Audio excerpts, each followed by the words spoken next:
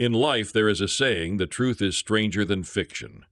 Would you believe me if I told you that a forgotten World War II airstrip not only helped win the war, but would also go on to shape 1960s TV pop culture and the academic careers of thousands for decades?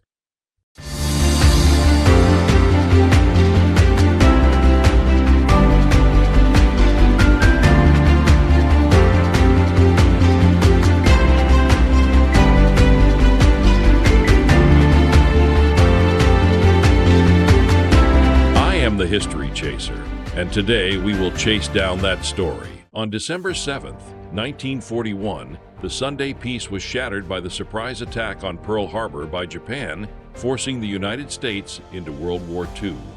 Overnight, the United States needed pilots by the thousands for the new bombers, transports, fighter planes, and other aircraft rolling out of brand new factories, and it needed them fast. A little airport in the Arizona desert answered the call. That little airport was Thunderbird Field. Unlike many airfields constructed during the war years, Thunderbird Field started in late 1940 not as an official military project, but as a joint investment venture connected to several famous names in 1930s Hollywood. Big names like Jimmy Stewart, Cary Grant, and others joined with Hollywood agent Leland Hayward. They purchased 1,649 acres near Glendale, Arizona, a sleepy rural town over 26 miles from Phoenix, the state capital. This site was located at what is now the southeast corner of North 59th Avenue and West Greenway Road in Glendale. Unique for an airfield, the layout was planned by artist Millard Sheets so that from the air it resembled an etching of the mythical ancestral Puebloan Thunderbird. Beautiful gardens formed the head, the hangars its wings, while the administration and barracks formed the body. The tail feathers were the control tower and the aircraft staging area. 2 swimming pools were also constructed to battle the Arizona heat. With the site purchased Southwest Airways, not to be confused with modern-day Southwest Airlines, was contracted to provide instructors and maintain the airfield.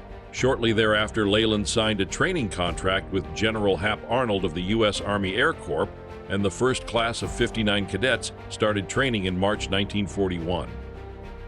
When the field was deactivated in June of 1945, 15,000 pilots from 30 different nations had been trained.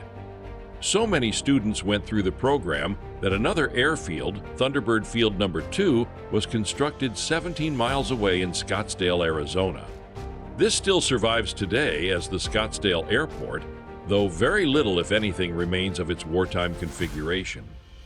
With Thunderbird Field 2 operating, the original became known as Thunderbird Field 1, or simply Thunderbird 1 and 2. If the phrases Thunderbird 1 and Thunderbird 2 sound familiar to some of you, that's because the oldest brother of Gerry Anderson, the creator of the popular 1960s marionette show, The Thunderbirds, was stationed there during the war and often wrote to his family about his time there. In tribute to his brother's service, Gerry named the show after the airfield.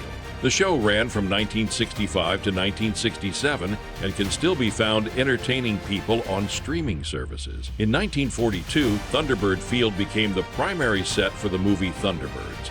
The movie was filmed in Technicolor and offers many fantastic shots of the base. It can be found on YouTube and other media if you're interested. After the war, the site was purchased in 1946 and converted into different academic colleges over the decades. The surplus land and runways were transformed to accommodate school needs or sold off as Glendale grew. Today, the site is home to the Arizona Christian University, but many original buildings remain. The most prominent and visible wartime building is the sole remaining hangar. While it will never again see an aircraft needing repair, the school uses it as a fitness center to keep the campus teams in top condition. This is easily visible to those driving along Greenway Avenue. Here, we see some of the surviving barracks, where student pilots once lived and now house a new generation of students. Finally, here we find the original control tower, still standing vigilant over everything, even if the view from its windows has changed significantly since the 1940s. And that concludes our visit to Thunderbird Field. Did you know about this hidden airfield, or know of another in your area? Comment below if you did or knew of its connection to the TV show. Thanks for watching. Please like and subscribe. If you know a fellow history lover, share this video with them. Your support really helps the channel. Till next time, my friends, good day.